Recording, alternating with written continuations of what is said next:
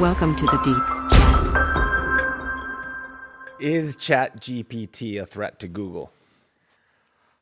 I would say very likely yes, and that's not something I would often say about Google with its great technology moats. I did not expect that from you. I thought you were going to say no. Are you a no? No, I'm a yes. You're a yes. Okay. Who wants to go first? I mean, I'll give you my layman's opinion because Sure. I'm not as educated on this topic first, and I don't want you to inform me. OpenAI seems to be a company that was formed with one sole purpose, which was AI. They've done a very good job at focusing on that. Whereas Google is a large company that has entrenched interest in business models. And whenever you have that, you have to have guts to cannibalize something that currently works. It's like the guts that it took Tesla to manufacture a Model 3, which was going to cannibalize the higher end models, the Model S, which the Model S and Model X, they fell off a cliff when the Model Y and Model 3 came out. So it takes a lot of guts to do that. And the question is Google willing to do that? Well, I think the risk profile is a little different, but I see what you're saying. So my one take is I don't know that they'll be able to, but I do know that being first to market with as good of a solution as it is, as ChatGPT is, and we can get into that, is definitely it's a shot across the bow. Even for a company like Google, it can be hard to catch up if you don't have the right infrastructure in place. Yeah. And the question is, how far along in creating that infrastructure is OpenAI? And has Google gone down this path already and they're just waiting? Why bother releasing it if there's no pressure to do so? And now that the pressure's on, what will Google do? A lot of things fade into obscurity in Google. I mean, they're legendary for, Sure. products that come out under the Google umbrella and then they just disappear. Right. Because the branding of them, we don't think of Google as whatever this new product is. OpenAI, we think of as an AI company, and we think that's where we're going to go for AI expertise. Most people don't think of Google as an AI company. Now, you Oh, and they I should, know though. that they are. You and I know that they are. But when you Yeah. talk to lay people, what does Google do? Oh, well, they do search. Search. They're, Yeah. right? They do search For a and long time, there email. wasn't any ML in search. Right. But to the standard person, non-computer science, they're probably going to say, well, they don't think of Google as a machine learning company or an AI company. How funny.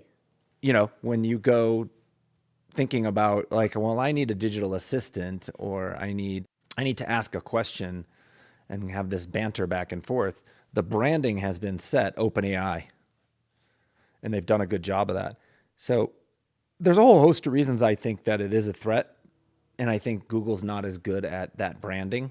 More so on a business case, I think Google technically has the chops to do it. And they might even have something Yes. on the back end that can probably do it. Correct. I just think whether or not they can muster the business case and the giant company that they are to make it happen. That's where I think the problem lies. I think the threat to Google is more that there's a slice of search or search-like activity that people use Google for that could be lost here. And it's the kind of stuff that maybe the makers of Alexa thought they could take away from Google, and that didn't really seem to happen. But with a little bit more intelligence behind it, this thing can be where you go for interactive queries, where you expect follow-up steps, or the things that you don't think of as a native search problem, where Google's your only, portal to information today. That, I think, is where their credible threat lies. Because in most other ways, they have these technological moats. The idea of, like, if we wanted to start our own search engine, we need a lot of money. I can't even estimate how much because we have to literally crawl the whole internet, and we're going to be really bad at it compared to the company that has optimized every part of the supply chain around that. So they are a very well protected company unless the game changes, and this does seem to be a game changer. When I think of Google, I think of slogging through a lot of crap. Okay.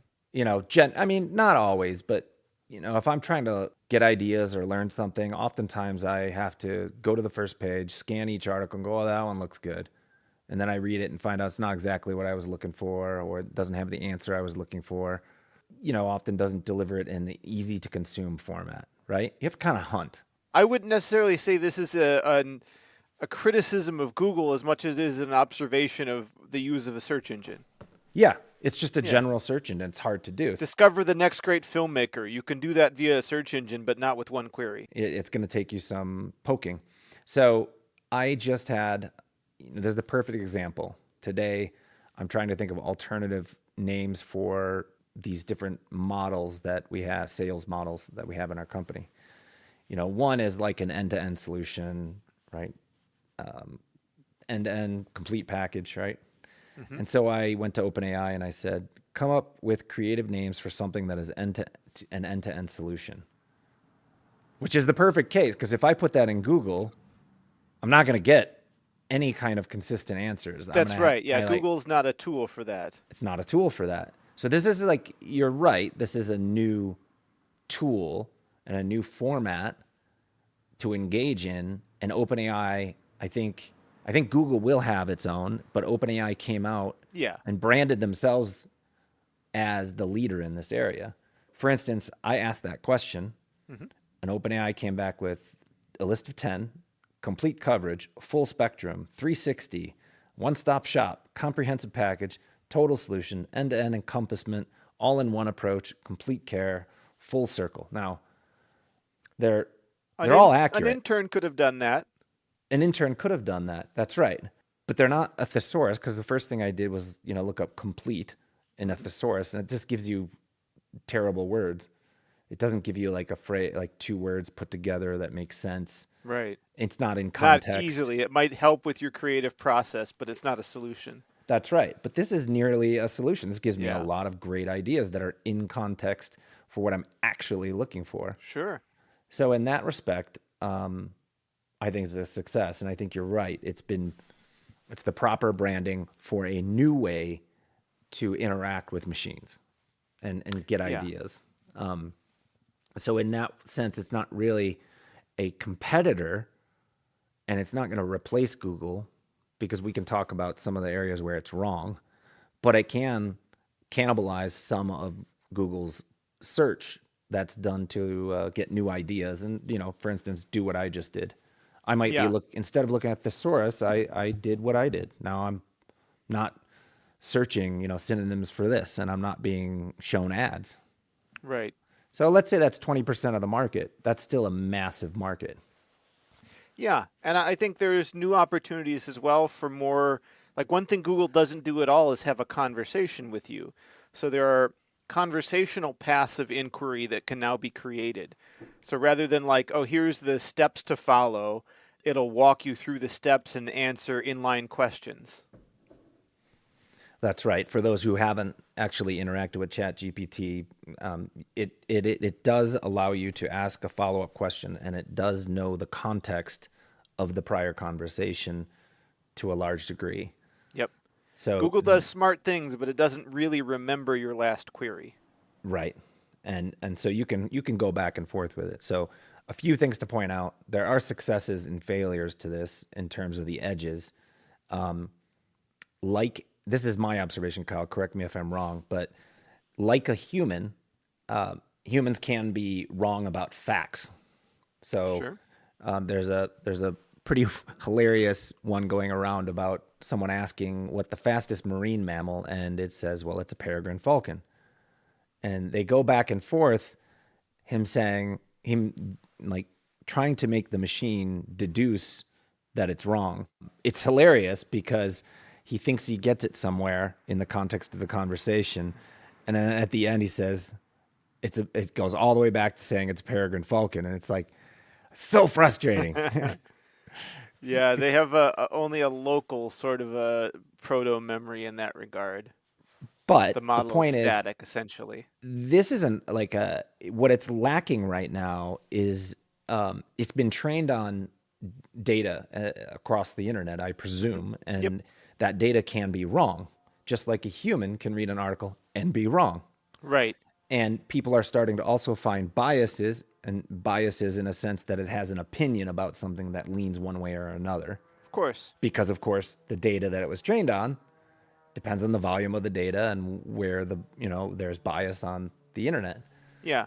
So, and I'm sure they trained it. They tried to train it ethically. They're not training it on 4chan, right? Correct, yeah. Although someone did do a 4chan model, and it was as horrible as you'd expect. So,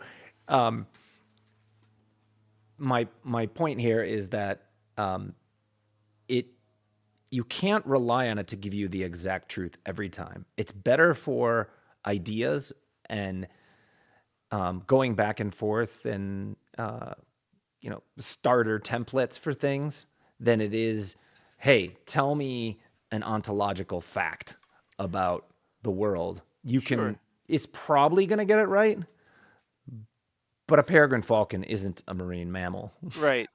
Well, yeah, I mean, you're pointing out one weakness of the current state of the art. The reason for it's really quite simple. It's that these algorithms, the models, they're trained essentially to do the next word prediction or next sentence, next several words prediction of what is a logical response that would follow in text. That's not at all the same thing as accurately reporting information. It's more trying to pass a pretend context. It's pretending that this is real text rather than it is trying to inform you of anything. Such a system could be constructed. You could have some sort of knowledge base like Wikipedia as an API, and the model could have the opportunity to make queries of that API and then return the information. So without a doubt, there are grad students right now working on exactly stuff like that. But the baseline pre-trained model itself is not at all optimized for truth.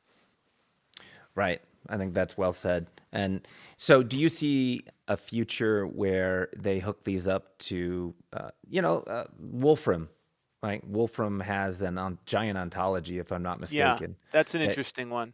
that you would hook these up to something that has facts about the world, so that when it doesn't know something, it could query for facts and give you factual answers, but then also give it to you in a conversational tone and or appear to write an essay that connects unrelated information because it appears to be good at that. And uses like, here are 5 URLs that are sources. Use these sources to write an article on Benjamin Franklin. Right. Yeah. Exactly. Right. That is, at arm's length from the state of the art. We're going to see that kind of thing emerge very soon. And so on that note, not only is it a threat, is it a threat to Google? We both agree, just because of the what we've already established. Is it a threat to teachers? Do you think that this is right now in its current state? Do you think that kids are going to be able to use this to write papers? Oh, that's a very interesting one. Huh. I mean, of course, kids will, and people will use it to. Gosh, I have no idea. You've kind of caught me at a loss here. I think it's going to become, well, obviously more difficult for teachers to parse what was human generated or not. They'll just have to have a rule like you can't use that tool, and then they'll have to make an educated guess as to whether or not the students are using the tool, or lock them in a room to write the essay. Yeah, I think there's going to be a lot of that in the future. I Yeah, was looking at this, and some of the answers it writes are passable, but they're like sea level passable. They're not sure. profound in any way. They're kind of regurgitating. They're writing an essay format and regurgitating information. Let's Basically, put it it's this way: it could probably get at least a B at most high schools in the U.S. probably, yeah. Yeah. I think that's fair to say. But I do see that years out, that you're going to have a lot of things done to make sure that students aren't using these tools like an essay in a classroom. You have to handwrite it or type it in the classroom. Well, the best way would be to make them use a special word processor that is also a keystroke logger. That's right. Yeah. I was actually thinking of Odesk and the way that Odesk monitors the computer screen to make Uh sure that huh. you're actually doing work. There's apps like that for Yeah. Odesk that make sure, if you haven't, I know you've used Odesk, but for listeners, basically it wants to ensure that the hours you're billed are them actually being productive hours instead of just billing you. So I could see tools like that also being used so that if there's suspicion, they can go back and say, hey, was this person actually working in the document the whole time? Or were there 20-minute periods where they could be off writing or reading something from a different computer and copying it over? Or were there big chunks of data pasted in all at once? Yeah. Right. So, There's a lot of ways to solve that problem in my mind. I don't see it as much of a threat. I think in the early days it will be because we won't have the tools to make sure that True. students aren't doing that, but then that'll go away pretty quick. And then just like we have tools that can detect certain things, there will be a tool that can detect, whether or not it was AI generated. And That's going to get harder and harder. well, that's true. It'll get harder and harder, but The real way to do it would be to compare an essay to the student's history of other writings and ask what is the likelihood the author of these historical documents produced this new one. I think that's a more likely path. well, that's interesting. That almost sounds like a different hot take, but overall, I think we're seeing what we saw with OpenAI was a new way of interacting with machines, and that's why it's so popular. And this is going to be a very popular way to do it. And I do think that Google, it's a shot across the bow because the moment that you start to actually integrate something like Wolfram where it has facts, I would use it way more. Tell me, tell me about Java. Tell me about byte compilers instead of having to search Google and look for the right article. Yeah, I mean, maybe an example there would be like, I need to implement OAuth with Passport in my Java application. There's 1,000 resources you can find on Google. A lot of them are out of date or broken or they don't work if you try and follow those tutorials. But something that was more conversational and stepped you through it and could answer your questions, that's a form of search humans don't really have access to today. That's a tutor. Why are you doing this one thing? Oh, that's because, right? Uh-huh. And what I have done in the past is I've gone on Odesk and I've hired, 3 hours worth of someone's time that's an expert in a thing just to talk to me. Just someone I can go, okay, I'm going to spend 1 hour here orienting myself. Now that I know enough, I'm going to go off and write some code. And then I'm going to come back for another hour and show them the code and say, does this look right? What am I doing wrong? And then I go off and I make changes. And then I go back to them. And by the end of that, I've saved, just by paying that person, I've saved countless hours trying to figure out what I'm doing wrong. Instead, I can just show the person and they tell me what I'm doing wrong and I learn from it. Yeah. So it's extremely efficient to have that type of feedback. And if we can have a system that can give us that type of feedback, it's excellent. It's basically a way to cut to the chase in a lot of ways. I don't want articles. I want just the facts. Right. So and maybe you even have certain constraints, like you're using 3 different technologies that have all been pre-selected. Although that starts to demand that you have a specially trained model, but GitHub will come up with that, I'm sure. All right. So are there any predictions about, let's say, 2 years from now, what this landscape's going to look like between OpenAI and Google and others? I mean, for me, honestly, I think Google will have adapted and found ways to include these tools in their existing search product. They have all of the staff and infrastructure to do that at scale. They just need to productize it appropriately. Do you think they've already been thinking about Without a doing a doubt. product like this? Yeah. Google has been leading in a lot of deep learning things. This isn't like some weird pivot where they have to catch up. But Kyle, Google only does search and Gmail. Well, that's where they make all their money. They do a heck of a lot of other things. That's right. All right. Well, we'll see. 2 years from now, I think that things like OpenAI are going to be, everybody's going to use them for quite a bit of stuff. And I think we'll have factual information in them 2 years from now that'll be accurate. Yeah. Like I'll be able to ask it the current date and it can tell me. Right now it can't. There's a lot of last mile opportunities that were just created. Every business should figure out how they can take this tool and leverage it. That's right.